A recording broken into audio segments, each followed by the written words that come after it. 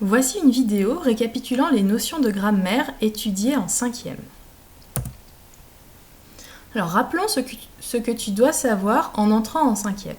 Donc normalement, tu sais déjà distinguer nature et fonction.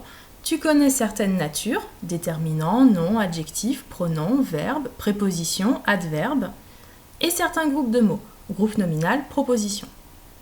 Tu connais certaines fonctions, sujet, les compléments du verbe, attributs, COD, COI, COS, épithètes, compléments circonstanciels. Et enfin, tu dois savoir ce qu'est une phrase, en connaître ses types et formes et ses constructions, phrase verbale, phrase non verbale, phrase simple, phrase complexe. Si tu as oublié ces notions, n'hésite pas à regarder la vidéo consacrée aux notions grammaticales à connaître en 6e afin de réviser. En 5e, concernant les natures, on ajoute pour les déterminants tous les types de déterminants. Pour le pronom, on ajoute l'étude du pronom relatif. Et enfin, on ajoute l'étude de la nature conjonction, donc apprendre la distinction entre conjonction de coordination et conjonction de subordination. Pour l'étude des fonctions, on ajoute le complément d'agent et le complément du nom. Pour l'étude de la phrase, on entre dans le détail des propositions, donc en plus de savoir les délimiter, tu dois reconnaître si elles sont juxtaposées, coordonnées ou subordonnées, et dans le cas de propositions subordonnées, si elles sont relatives ou conjonctives. Enfin, tu dois savoir identifier et employer les expansions du nom, les degrés de l'adjectif, et savoir aussi identifier, employer et manipuler, donc transformer par exemple de la voix active à la voix passive et inversement. Commençons par les natures. Donc le nom, l'adjectif, le verbe, tout ça tu maîtrises. Le déterminant, tu te souviens que ça sert à introduire un nom. Il existe 9 types de déterminants et tu dois tous les connaître en 5e. L'article, normalement, tu te souviens, tu l'as déjà étudié en école primaire. Donc l'article défini désigne quelque chose d'identifié, par exemple le, la, les, alors que l'article indéfini désigne quelque chose de non identifié, un, une, des. L'article partitif désigne quelque chose que l'on ne veut pas ou que l'on ne peut pas quantifier.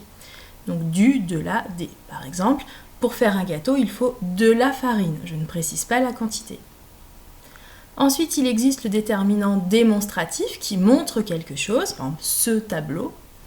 Le déterminant possessif qui indique la possession, mon livre par exemple. Le déterminant interrogatif introduit une interrogation, par exemple quelle histoire préfères-tu? Le déterminant exclamatif introduit une exclamation, par exemple quelle histoire? Point d'exclamation. Le déterminant indéfini indique l'imprécision, par exemple certains élèves sont arrivés en retard, on ne précise pas exactement combien. Et le déterminant numéral, lui, indique le nombre ou le rang. Donc, par exemple, 2 élèves sont arrivés en retard. Le pronom, tu te souviens, sert à remplacer un nom ou groupe nominal. Et parmi les différents types de pronoms, en 5e, tu dois connaître le pronom relatif. Qui, que, dont, où, et tous les dérivés de lequel, lesquels, pour lesquels, et ainsi de suite, qui introduit une proposition subordonnée relative. Par exemple, voici le livre dont je t'ai parlé. Dont je t'ai parlé est une proposition subordonnée relative qui complète le nom livre. Et donc dont est le pronom qui reprend le nom livre. Concernant les mots invariables, tu connais déjà la préposition et l'adverbe. En 5e, on ajoute la conjonction qui sert à relier des groupes de mots. Il en existe 2, la conjonction de coordination qui relie des propositions coordonnées, donc qui sont toutes les deux indépendantes et égales. Tu connais peut-être la liste grâce à la phrase mnémotechnique, mais où est donc Ornicart? La conjonction de subordination, elle, introduit une proposition subordonnée conjonctive. Donc, le plus souvent, on la construit avec que, mais elle existe aussi sous la forme si, quand, parce que, pour que, bien que. Enfin, tu connais déjà le groupe nominal et la proposition. En 5e, tu dois être capable de délimiter une proposition. Donc, c'est-à-dire, tu repères les verbes conjugués, puis pour chaque verbe conjugué, tu identifies son sujet et ses compléments, et éventuellement s'il y a des compléments circonstanciels. Concernant les fonctions, le sujet, l'attribut, les compléments d'objet, tu maîtrises déjà. On ajoute en 5e le complément d'agent, c'est-à-dire ce qui complète un verbe conjugué à la voix passive pour préciser le sujet réel de l'action. On reconnaît le complément d'agent car il est introduit par la préposition par ou de. Par exemple, la souris a été mangée par le chat est le complément d'agent, c'est le sujet réel du verbe manger. En fonction autour du nom, tu connais déjà l'épithète. En cinquième, on ajoute le complément du nom. C'est un groupe de mots introduit par une préposition qui complète un nom. Par exemple, une montre en or. Concernant les fonctions autour de la phrase, tu connais déjà le complément circonstanciel qui ajoute des informations. Et en cinquième, tu dois connaître les compléments circonstanciels de temps, de lieu, de manière, de moyen, de cause et de but. J'attire ton attention sur le complément circonstanciel de moyen qui désigne grâce à quoi on réalise quelque chose. Donc en général, c'est un objet. Par exemple, l'élève note la leçon avec son stylo préféré, au moyen de son stylo préféré. Concernant l'étude de la phrase, donc déjà, tu connais la définition de la phrase, mot ou groupe de mots assemblés grammaticalement pour produire un sens. La phrase démarre par une majuscule et se termine par une ponctuation forte. Tu connais les 4 types de phrases, donc déclarative, exclamative, impérative ou injonctive, et interrogative. Tu connais les 2 formes de phrases, affirmative et négative. Et comme tu sais délimiter les propositions, tu sais si c'est une phrase simple qui a une seule proposition ou une phrase complexe qui en a au moins 2. En cinquième, on commence à étudier la construction de la phrase complexe. Donc parmi tes propositions, tu dois savoir si elles sont juxtaposées, coordonnées ou subordonnées. Donc une proposition juxtaposée, les propositions sont indépendantes et égales. Elles sont séparées par un signe de ponctuation faible. Par exemple, j'ai adoré ce roman, virgule, je te le conseille. Donc ces propositions sont indépendantes et égales, c'est-à-dire que chacune peut former une phrase à elle toute seule. Je peux dire j'ai adoré ce roman, point, et je te le conseille, point. Pareil pour les propositions coordonnées. Les propositions sont également indépendantes et égales, par contre, elles sont reliées entre elles par une conjonction de coordination. Alors, à noter, il peut y avoir aussi un signe de ponctuation faible. Par exemple, j'ai adoré ce roman, virgule, et je te le conseille. Alors dans ce cas, tu ne t'occupes pas du signe de ponctuation faible, tu te focalises que sur la conjonction de coordination, et donc tu peux dire que ces deux propositions, sont des propositions coordonnées. Enfin, la proposition subordonnée.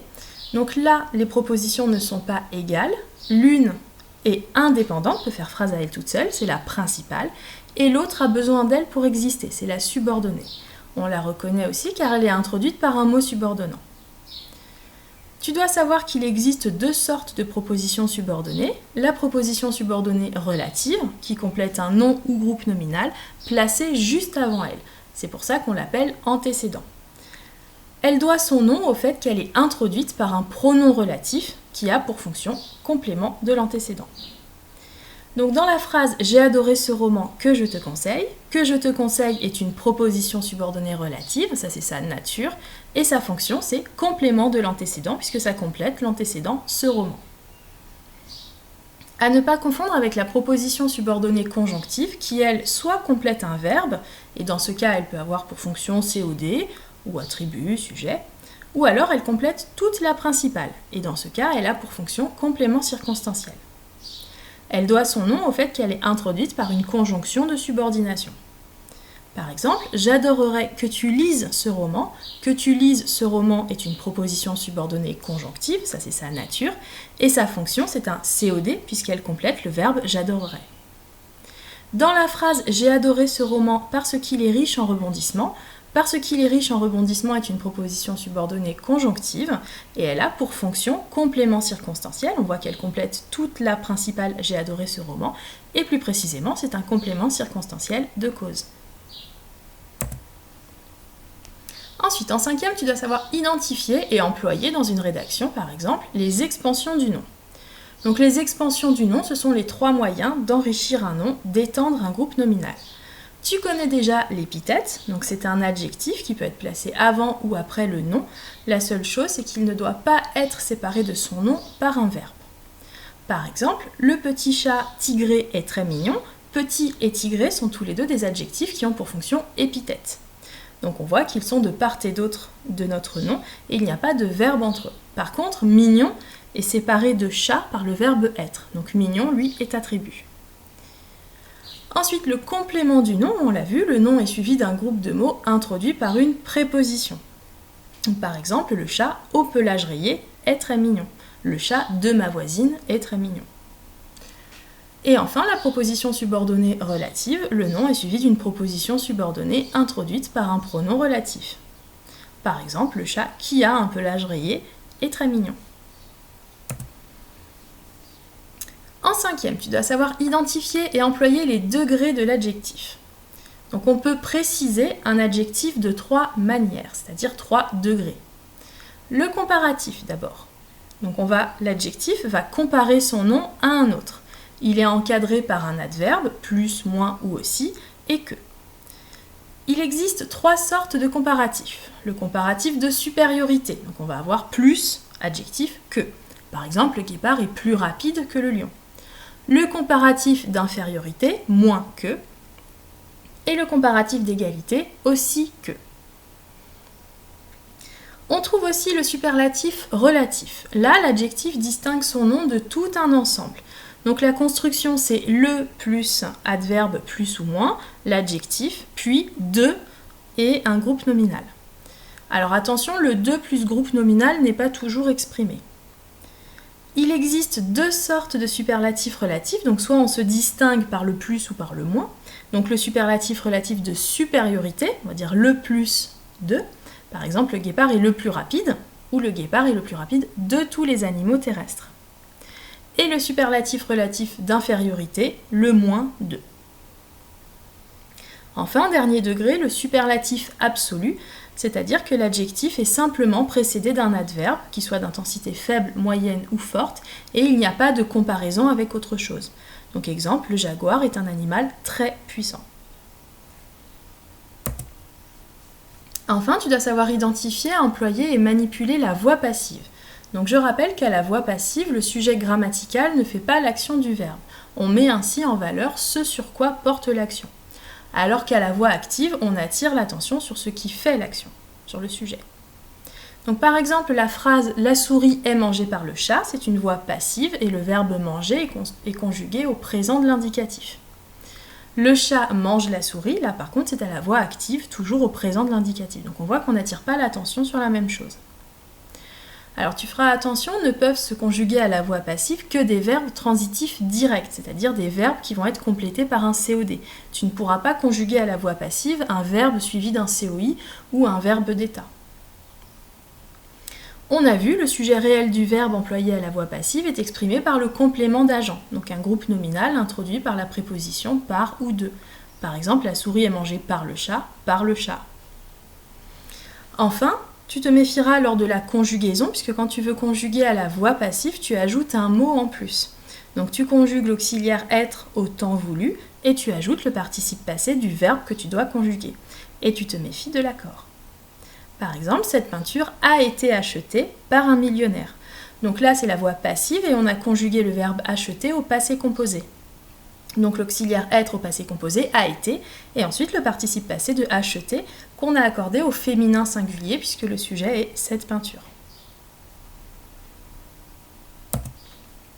Cette vidéo est terminée. Si tu as besoin de revoir une ou plusieurs des notions grammaticales exposées, n'hésite pas à regarder les leçons qui leur sont consacrées et à t'entraîner avec les différents exercices. Merci de ton attention et bon courage!